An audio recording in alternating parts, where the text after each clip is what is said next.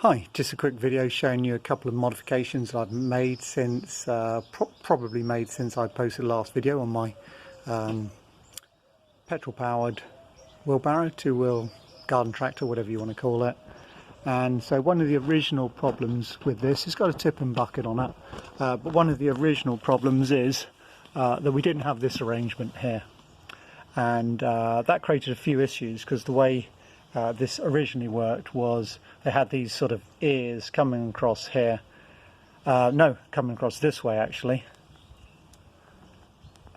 so coming across like that, and then so that then went back to there, and that made it really tight getting this bucket in between these two flats here, and also getting the bolts in it was just like a ridiculously difficult job. So what I did, I've got quite a lot of this unequal angle. It's quite heavy material, and so this actually came out of an old sports centre roof. I spoke to the builders at the time, and they were quite happy for me to take some. And so what I've done is I've cut some of that up, welded it on. I've made myself some pins up as well, like so. I know I could have bought some of those online, but you know, really they're just easy to make up.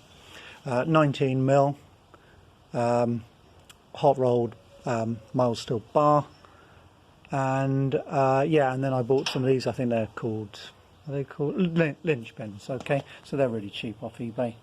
So that's how it works. It makes it much easier to get the bucket on and off. Now it's actually a really trivial job to get the bucket on and off, which is quite good. I'm not sure how many times I'm going to need to take it off, but if I decide to make some sort of attachment or something on the front, I don't know for what, but if I do make an attachment, then it should be easy to get the bucket on and off. So yeah, I'm really happy with that. I think that was a worthwhile modification. You okay? So so that's the arrangement. Next job is going to be to paint this up. That's it for now.